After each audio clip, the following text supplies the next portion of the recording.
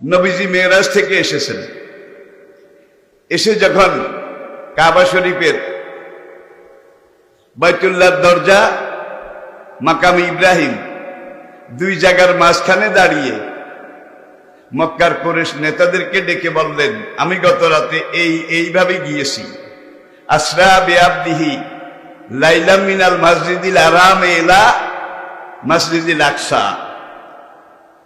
বাইতুল মাকদাস এটা ছিল আমার ট্রানজিট পয়েন্ট। সেখানে গিয়ে সামান্য বিরতির পরে আমি কোথায় গেছি? সাত আসমান পেরিয়ে, সিদরাতুল মুনতাহা পেরিয়ে, আলমে নাসুত পেরিয়ে, আলমে মালাকুত পেরিয়ে, স্বয়ং আল্লাহ রাব্বুল আলামিনের রাজধানী ওয়াসিআ কুরসিয়্যুহুস সামাওয়াতি ওয়াল আরদ, আল্লাহর সিংহাসন পর্যন্ত আমি গিয়েছি। এখানেই তো শেষ নয়, নবীজি এসে আরো বলেছেন, আমি 7টা দোজখ 8টা বেহেশত এগুলো সরেজমিনে হেঁটে হেঁটে দেখে দেখে আল্লাহ তার যে ফিল্ম, কুদরতের ফিল্ম, এটাকে এমন ভাবে নবীকে দেখিয়েছেন কোন কাজের জন্য কি শাস্তি কিভাবে হচ্ছে, সরেজমিনে নবী সেটা দেখেছেন। আবার জিবরাইল আলাইহিস সালাম নবীজিকে নিয়ে জান্নাতে গিয়েছেন। জান্নাতে সেখানে গিয়ে তার সৌন্দর্য, তার লাবণ্য, তার মহামূল্যবান অট্টালিকা, হুর গেলমান, ফল ফলাদি, সোনার বাঁধানো ঘাট, স্বর্ণের রাস্তা, এমন এমন তাজরি মিন তাহতিহাল আনহার, যে ঝর্ণার মধ্যে একটা দিয়ে মধু প্রবাহিত হচ্ছে, আরেকটা দিয়ে শারাবান তাহুরা প্রবাহিত হচ্ছে, আরেকটা দিয়ে সালসাবিল ঝর্ণাধারা প্রবাহিত হচ্ছে।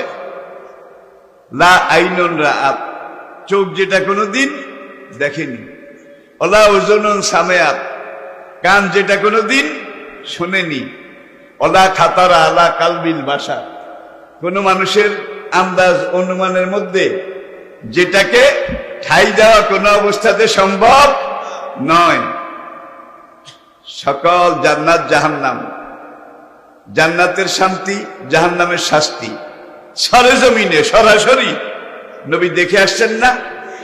আচ্ছা, নবী এসে বললেন, গত রাতে আমি বাইতুল মুকদ্দাস, সাতটাবক আসমান, সিদরাতুল মুনতাহা, আলমে নাসুত, বাইতুল মামুর পেরিয়ে আল্লাহ পাকের আরশে আজিম পর্যন্ত গিয়েছি।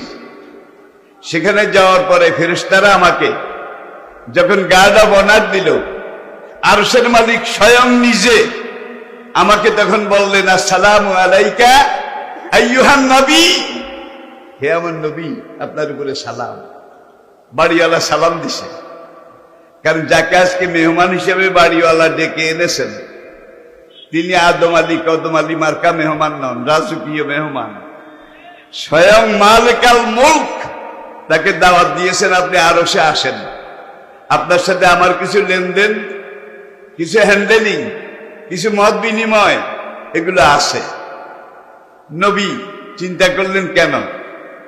এবার রব্বুল আলামিন বললেন, নবী মুসা আলাইহিস সালাম তার মেরাজ হয়েছিল তুর পাহাড়ে, নবী ঈসা আলাইহিস সালাম তার মেরাজ হয়েছিল সারমন পর্বতের টিলার উপরে, তারপরে নবী ইব্রাহিম আলাইহিস সালাম তার মেরাজ হয়েছিল নমরুদের জ্বলন্ত অগ্নিকুণ্ডে, ইউনুস আলাইহিস সালাম তার মেরাজ হয়েছিল মাছের পেটে। আমি কি বুঝাতে পেরেছি? আর হে নবী, আপনার পরিচয় হলো মুসা আলাইহিস সালাম একটা এলাকার নবী ছিলেন, ঈসা আলাইহিস সালাম একটা কমিউনিটির নবী ছিলেন, একটা মহল্লা। এইভাবে তাদের ছোট ছোট এলাকা নিয়ে তারা দাওয়া কাজ করেছেন, তারা আঞ্চলিক। আর ওমান আরসালনাকা ইল্লা, আপনার দাওয়াত আন্তর্জাতিক, সারা বিশ্বব্যাপী, দেশ কাল নির্বিশেষে সকল মানুষের আপনি নবী। আমি আল্লাহ রব্বুল আলামিন অনন্ত বিশ্ব চরাচরের মালিক, আর আমি আপনাকে আমার রাজধানী, আমার আরশে আজিমে এনেছি। এখন নবীজি রফ রফ সেখানে ল্যান্ড করেছে, ফেরেশতারা গার্ড অফ অনার দিয়েছে।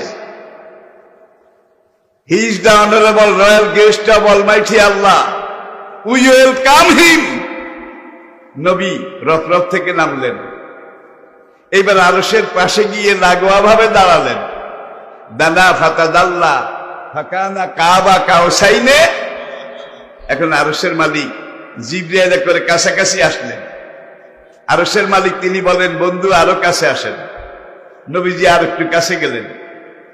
দানা ফাতাদাল্লা, ফা একটা আছে কিন্তু, আল্লাহ আবার বললেন আরো কাছে। নবী আরো কাছে গেলেন। দানা ফাতাদাল্লা, নবী আরো কাছে, আরশের সাথে লেগে গেলেন।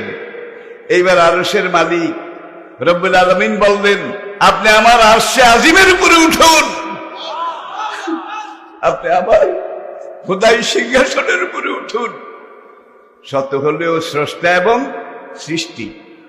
নবীজি একটু আনইজি ফিল করলেন, বললেন, এই তো আমি তো করে কাছে এসেছি, কেন আমাকে ডেকেছেন? কি বলবেন বলুন, কি নির্দেশ দিবেন দিন, আমি তো কাছেই আছি। আরশের মালিক বললেন, আপনি যদি আমার খোদাই সিংহাসন আরশে আজিমের উপরে না ওঠেন, আপনার মেরাজ হবে না। আপনার মেরাজ, যে উদ্দেশ্যে আপনাকে এনেছি, সেই উদ্দেশ্য ফলপ্রসূ হবে না। নবীজি বললেন, লেমাজা, হোয়াই নট, হোয়াই নট, কেন হবে না?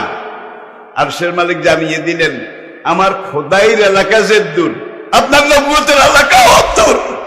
যে অনন্ত বিশ্ব চরাচরের আমি রব্বুল আলামিন, সেই বিশ্ব চরাচরের আপনি রহমতুল লিল। সুতরাং এইটার উপরে না উঠলে আপনার দাওয়াতি এলাকা আপনাকে পর্যবেক্ষণ করানো সম্ভব নয়। যার জন্য আমাদের নবীর মেরাজ কোথায় হয়েছে?